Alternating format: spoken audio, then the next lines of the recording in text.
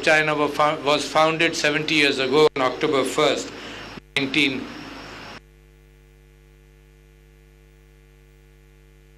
And since then, over the years, I personally have seen the struggle which the People's Republic of China has gone through to uplift its nation, to ease its poverty, to emancipate the people. The direction was always the same, though it is a matter of fact that its own understanding designed to improve the lot of its own people, whether it was through socialism or whether it was a mixture of its needs, a mixture of socialist and capitalistic policies. But the remarkable thing, and what I must appreciate, I was hearing the Prime Minister of Pakistan day before yesterday in New York praising the fact that about a large population of 700 or 800 people in China were improved, their lot was improved, poverty was reduced, and he was praising the system China must have adopted to do this. We want to learn that. In fact, the first thing this government has been looking for is the fact that there should be a social change which Pakistan desperately needs. And I would come back to that issue when we talk about Kashmir. The fact that the overtures of the Pakistani Prime Minister, as soon as he got elected, he mentioned the fact in his communication with India, in his 5 or 6 communications, he mentioned the fact that we want to lift our people out of poverty, in the health sector, in education. We want in the Indian and Indo-Pak subcontinent to be able to do that, and that is why Pakistan has been always venturing for peace. It is remarkable, we must look at the history of China. It is remarkable that China, with all its policies, with all its developments throughout the world, has not strings to that development, has been a peaceful nation, wanting peace. That is where the world should learn from it.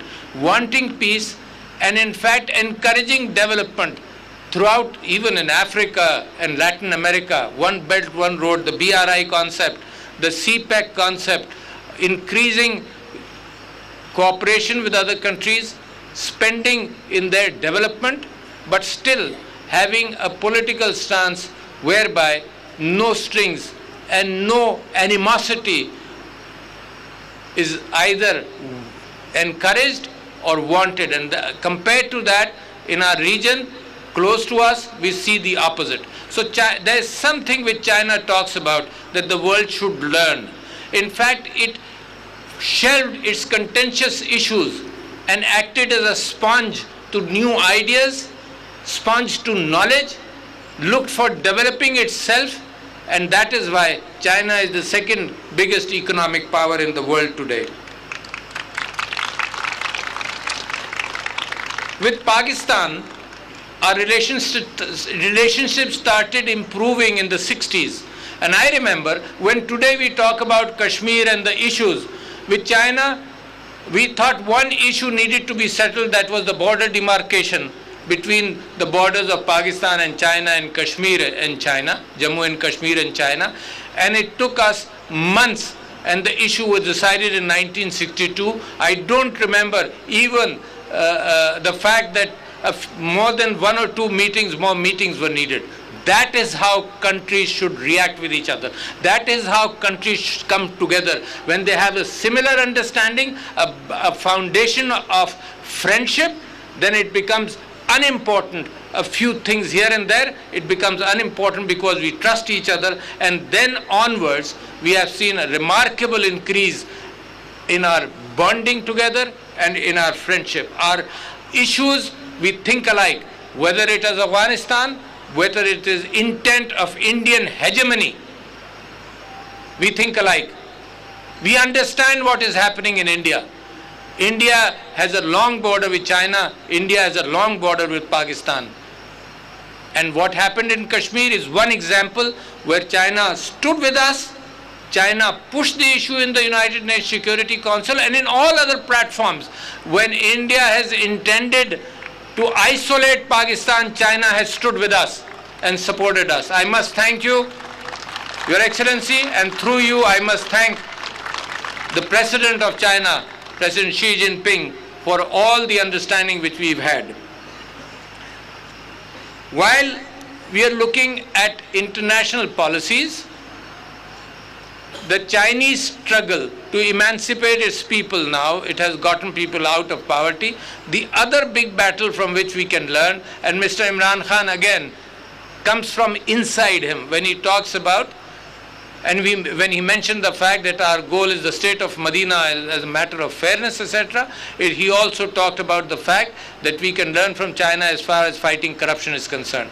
But the most important thing we can learn from China is trying to improve our economy. Because today, in decisions in the world, rather than legalities which Pakistan is sticking to as far as Kashmir is concerned, for example, the 11 resolutions of the United Nations, more than the legalities, more than the fact that the people are suffering in Kashmir, the world has started looking at economic issues as economy being one of the bases to make decisions and tilt and to pressurize whether or not to pressurize India. So therefore, I believe very strongly that we should be looking towards our development, because today in the world, together with insaf or justice, the countries have started giving weight to finances as a matter, as a weightage for judgment regarding fairness. So we can learn from China. We are doing that. There is tremendous cooperation in CPEC. This is just the first phase. We are entering the second phase, where the social development factors are becoming important. And I must say that it is a description in Pakistan that our friendship with China is very high, is deeper than the oceans, is as high as the sky is there. And that friendship, I visited China quite a few times, and I've seen that personally in the bazaars of China. When I meet the Chinese people and they find out that I am from Pakistan, they welcome me much more than otherwise. So that is something. And that's also what you will see in the bazaars of Pakistan. A friendship and mohabbat coming out of the people of Pakistan. So therefore, this is